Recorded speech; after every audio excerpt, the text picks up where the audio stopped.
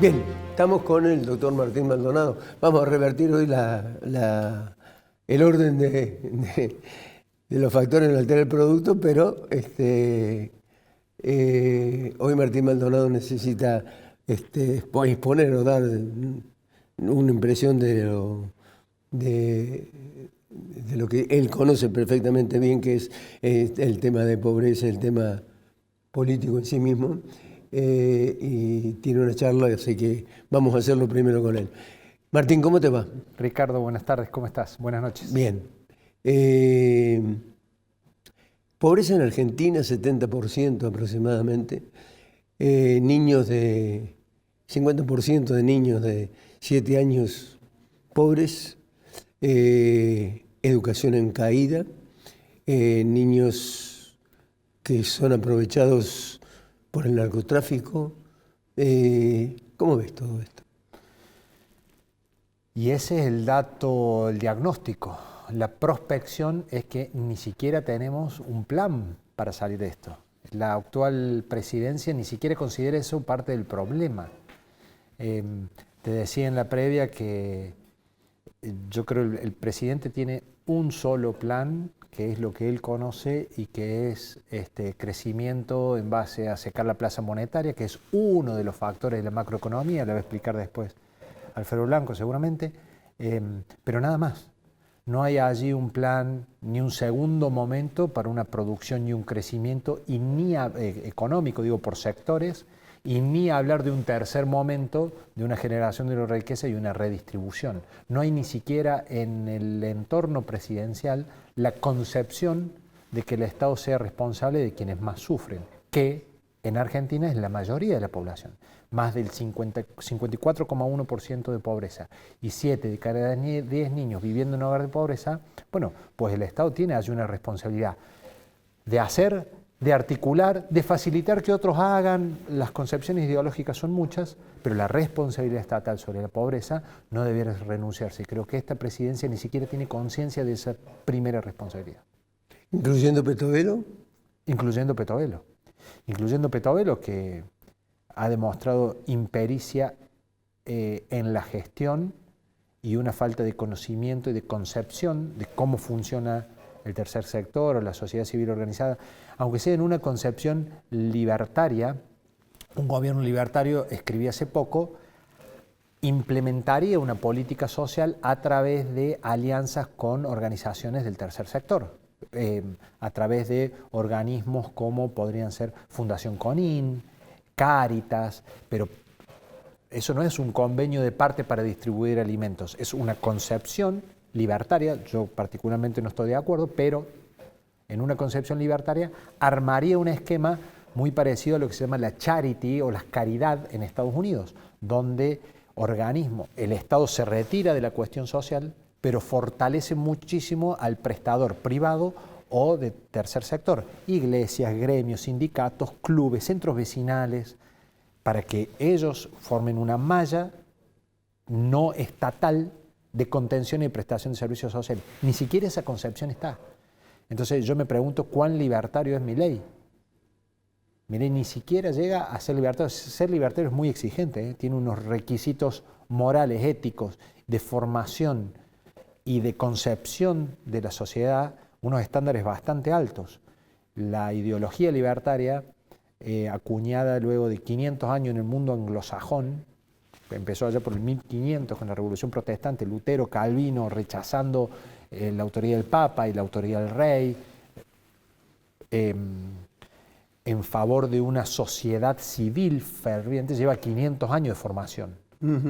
Y 200 años de proteccionismo lleva a formar un buen mercado. Esto no se hace por DNU. Yo decía, y respecto a, digamos, al plan, al concepto general de planificación que tiene que tener un gobierno, que Argentina eligió un presidente, pero no tiene presidente. Fue buenísima, me parece buenísima esa locución, te la escuché en la editorial. No tiene presidente que entienda la función de planificar ni siquiera la segunda instancia de esta estabilidad macroeconómica. Digamos, solamente planifica lo que él conoce, que son las 2 o 3 componentes de una macroeconomía, que no son todos, Su teoría es que secar la plaza de dinero va a disminuir la inflación. Puede suceder en buena hora, pero la macroeconomía tiene un montón de otros componentes. ¿Cuán peligroso es eso? Y para mí peligrosísimo si no hay un plan para el segundo momento de la producción. ¿Cuál es el plan de Milei para el sector yerbatero? ¿Cuál es el plan de Milei para el sector de la pesca, para el autopartista, para la pyme, para el sector del plástico, para el agrotecnificado, para la exportación? Plan de producción no hay. Entonces, yo esperé, digamos, los gobiernos por lo general tenemos en ciencia política esto de los 100 días de gobierno. Cuando un gobierno asume y tiene el Congreso a su favor, el mismo día que asume, el 11 de diciembre, va con un paquete de medidas al Congreso que se lo aprueban. Bueno, en este caso no tenía el Congreso a favor, esperamos 100 días. Tardó 181 días en llegar la ley base. Y yo esperaba que al otro día que sancionamos la ley base, pues el presidente sacaba todo un montón de paquetes de medidas de un segundo. Por ejemplo, los pliegos de licitación de privatización de varios servicios. ¿Por qué? Claro. No los tenía, no los tiene. Por ejemplo, un montón de medidas de reforma del Estado, no las tenía. Entonces, durante estos 180 días que estuvo esperando la ley base, ¿no tenía tiempo de planificar este segundo momento? Las privatizaciones que él mismo promueve, la llegada de las inversiones del extranjero, la reforma del Estado y el achicamiento del Estado para una mayor eficacia. Plan Serrucho. Es recorte. Plan motosierra, no sé si tenemos ahí. Motosierra, sí, creo que está la si imagen. Tenemos la placa, porque todo esto cierra tragedia, y comedia con que conserva. Sí, la estamos en pantalla. Todo esto cierra tragedia y comedia con que aún conserva, Ricardo, para misterio de la ciencia política y para el análisis, un alto nivel de aprobación entre la gente todavía. Sí. A la gente a la que le está recortando. ¿Cómo se entiende eso? Y a mí se me quemaron los libros. Se entiende en base, voy a usar dos referencias de dos colegas. Mario Riorda dice, hey, las ideologías existen. Es tan fuerte el mensaje ideológico respecto de terminar con la casta, terminar con toda esa agresividad respecto al kirchnerismo y con viva la libertad carajo, es tan fuerte ese mensaje desde lo ideológico, simple de entender, que todavía le va a dar crédito a la gente. Según Mario Riorda, colega politólogo, en las próximas dos elecciones, la de medio término y la del 2027 de los poderes ejecutivos, la gente no le va a pedir resultados a Milei, no le va a pedir resultados de gestión, no espera que mejore la educación, no espera que mejore la salud, no espera que pase el bondi, Ricardo. Con mantenerse un nivel de inflación de 2, 3, 4%, que para el mundo es un horror, pero para nosotros es un buen resultado, y mantener la puja ideológica con un enemigo fantasma ya que no existe, que es el kirchnerismo, le alcanza y le sobra para poder llegar a un resultado positivo. Para muy buenas elecciones de medio término y a menos que tenga un error no forzado grande para repetir en el 2027. Y además por la anomia y el susto de los gobernadores. Que no reaccionan todavía. No reaccionan todavía. No reaccionan todavía al cachetazo, no reaccionan todavía al recorte brutal de fondos del Estado, no reaccionan al robo que está haciendo de las coparticipaciones. Y los gobernadores no reaccionan, el peronismo no reacciona, el peronismo... Ahí está la nota tuya que escribiste con Gustavo Córdoba, sí, donde hablas precisamente del peronismo, ¿no? O hablan del peronismo concretamente. No reacciona. El peronismo... O sea, no han hecho la autocrítica y todavía siguen viviendo del discurso del Perón del 50. Todo el andamiaje conceptual, discursivo y programático del peronismo huele a naftalina. Es un tango, una melancolía, una cosa vieja. Siguen hablando del Estado presente. Es un tango, es una melancolía, a naftalina. Y es todo viejo, todo ese andamiaje no enamora a los menos 40, ni lo entienden. A gente que no vivió el horror de la dictadura y la mitad de esos votantes, lo único que vivieron del 2010 hasta ahora, todos esos votantes que hoy tienen entre 18 a 30 años, fueron crisis económicas, no vivieron la bonanza esa del Estado presente. Y vieron sí cómo la dirigencia cambió su auto, vacaciones en el extranjero y allí prendió el discurso de la casta. El peronismo no se encuentra, no ha hecho su autocrítica. El último Congreso Peronista Nacional fue una vergüenza de no reacción.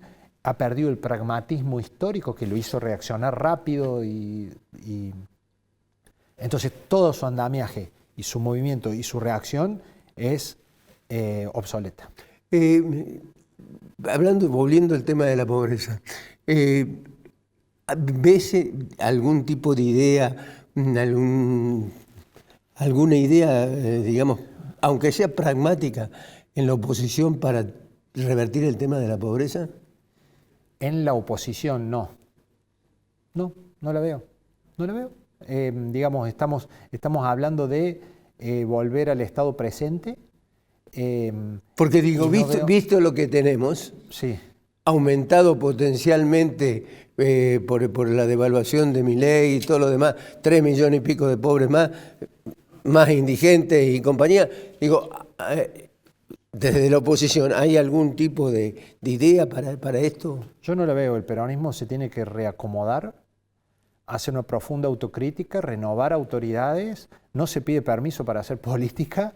Y yo creo que Milei todavía se está guardando un as en la manga para las elecciones, que es subirla a Cristina y a Máximo al ring. ¿Todavía no se sorprenden ustedes?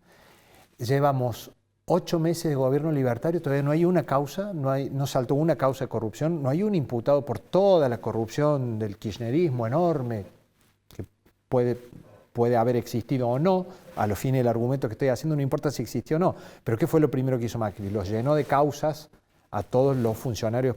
Milei todavía no lo hizo. Para mí es la única carta que se está guardando. Lo va a subir a Máximo el ring a principio del año que viene, un año electoral de medio término, porque su argumento ganador no es te doy resultados. Su argumento ganador es voy a terminar con la casta, el mismo con el que ganó antes, ¿no? Voy a terminar con la casta, voy a terminar con el kirchnerismo, viva la libertad carajo, y no hacen falta propuestas.